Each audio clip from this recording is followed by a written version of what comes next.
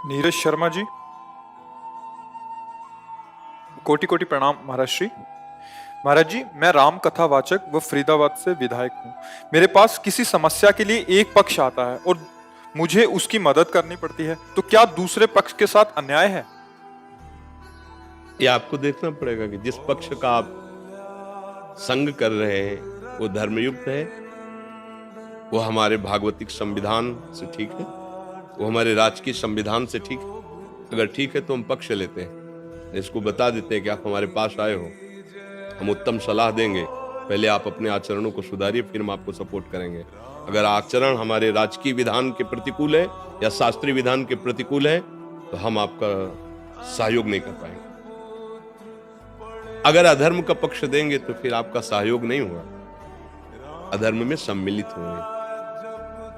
आप हमारे पास आए हो, अगर आप हमें लगता है कि जिस बात का आप सहयोग मांग रहे हो वो शास्त्र सम्मत है और हमारे राजकीय विधान कानून के अंतर्गत है, क्योंकि आपने एक पद का नाम लिया तो राजकीय विधान से सम्मानित पद है।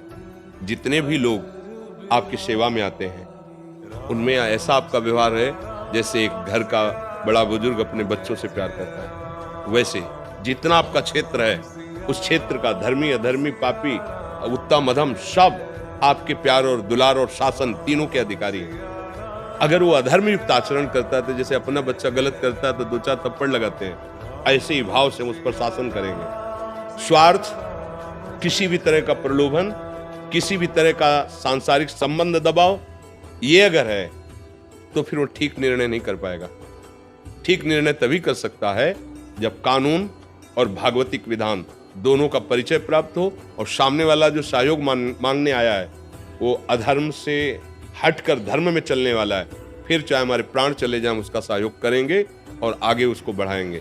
और यदि अधर्म युक्त है तो वो या तो गलती स्वीकार करे और दंड भोगे, और अगर ऐसा लगता है कि एक बार क्षमा करने से यह अधर्माचरण छोड़ देगा और वास्तविक छोड़ देगा, इसका अधर्माचरण करने का स्वभाव नहीं लेकिन भूल हो गई, तो सहयोग करना चाहिए। कभी वृंदावन जाइए आप, एक बार बिहारी जी के दर्शन कीजिए, सत्संग सुनिए, देखो प्रयास करेंगे। दूसरा प्रयास नहीं, बड़े भाग्य की बात, सुनो, अगर तुम्हारे पैसा नहीं तो हम व्यवस्था कर देते हैं, एक दिन का काम हम देख लेंगे, तुम जाओ तो वृंदावन। और वो वृंदावन आया तो वो आया, परिक्रमा किया, दर्शन किया, सत्संग सुना, उसको जो लाभ मिलेगा वो प्रेरणा देने वाले, अनुमोदन करने वाले को बराबर मिलेगा। इसीलिए शास्त्रीय विधान है, अगर आप अधर्म का साथ देते हैं तो आपके ऊपर अधर्म का ही दंड मिलेगा, कोई भी हो, कोई भी हो। और अगर आप धर्म का साथ देते हैं तो धर्मो रक्षति रक्षिता, धर्म आपकी रक्षा कर लेगा। अगर कोई आपके प्रतिकूल होना चाहेगा तो आपको परास्त नहीं कर पाएगा। शास्त्रीय विधान, अध्यात्म सलाह ऐसी। आपको कोई संशय? ये दूसरा पक्ष तो कभी कभी नहीं आ पाता, और जो व्यक्ति आता है वो बार बार एक ही प्रेशर देता है कि भाई साहब हम आपके साथ थे। आज आप हमसे अच्छे बुरे की परिभाषा की बात आपको कर रहे बार हैं। बार साथ देना कि मैं भारत का हूँ, भारत का हमारा एक कानून है, मैं भगवान का हूँ, भगवान हमारे साथ है। हम कभी वो नहीं कर सकते जो भगवान और कानून के विधान के विपरीत हो। तुम साथ देना अन्यथा मत देना। ये जीवन कितने दिन का है, अंततो गत्वा विधान में भी आप भी चल रहे हो। अगर राजकीय विधान बिगड़ गया तो आपको भी दंड मिलेगा, और अगर भागवतिक विधान बिगड़ गया तो ये शरीर और ये साम्राज्य सब छूट जाएगा, एक न एक दिन छूटेगा ना, तो उसका परिणाम क्या होगा? तो हमारे साथ भगवान है, हमारे साथ कानून का विधान है, इन दोनों को तुम हमारा साथ दो या ना दो। अगर तुम अधर्म से चलते हो हमारा साथ मत देना, हम प्रभु के भरोसे हैं, देख लेंगे।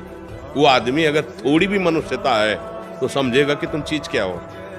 और अगर तुम किसी पहला एक एक शब्द आप अगर श्रवण करोगे तो प्रश्न नहीं रह जाएगा। किसी प्रलोभन में या किसी संबंध के दबाव में जो निर्णय किया जाता है वो धर्म में नहीं होता। धर्म किसी दबाव में निर्णय नहीं होता। बस हमारे जो अध्यात्म का निर्णय है वो ये है। इसीलिए प्राय आप लोगों से चूक हो जाती है।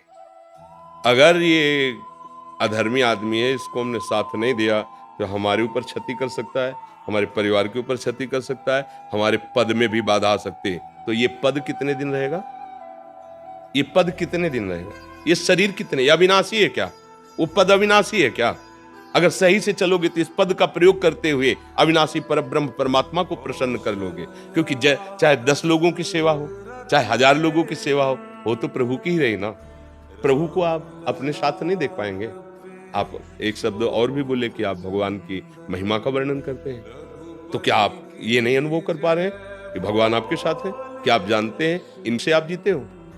आप भगवान ने आपको पद दिया है, इसलिए सबकी मति फेर कर आपको जिताएंगे। वो ईश्वर है, सबके ऊपर शासन है। आप धर्म में चलते हो ना, वो जा रहा है डालने दूसरी जगह, लेकिन रास्ते में उसका दिमाग बदल जाए। ईमानदार और सच्चा आदमी तो यही है।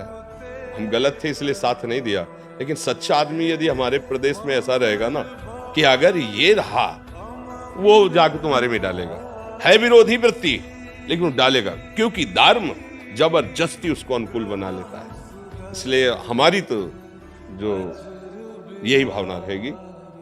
हम इस विषय में कभी सलाह नहीं दे सकते, वो बात नहीं बनेगी, वो ठीक नहीं। वो आपके परिवार के लिए भी हानिकारक होगा और परमार्थ के लिए भी हानिकारक होगा, पक्की बात। बसंत में गुरु जी करता तो मैं यही था, डर के करता था।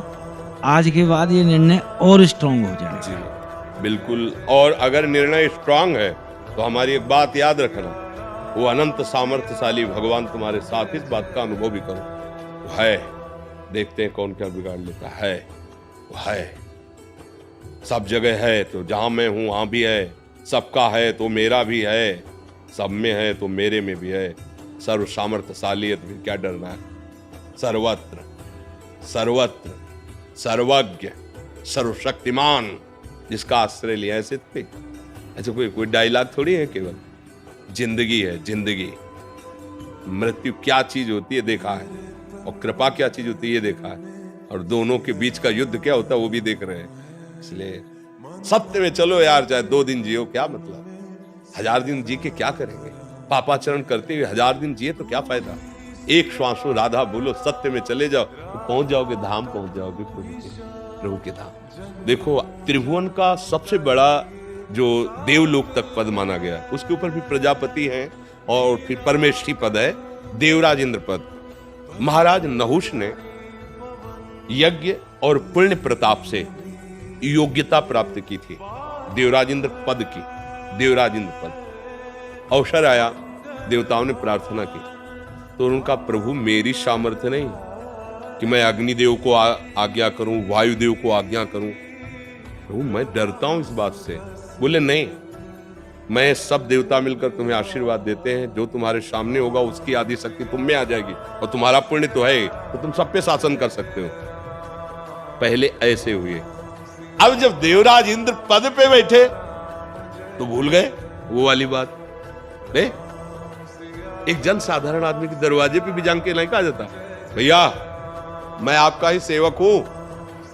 और जब गद्दी पे बैठे तब उन्होंने ब्रह्म ऋषियों से कहा पालकी में लगो। त्रिभुवनपति है ना, तो ब्रह्म ऋषियों ने कहा आज तक कोई ऐसे इंद्र ने अभद्रता नहीं की कि संत महात्माओं को पालकी में जोते।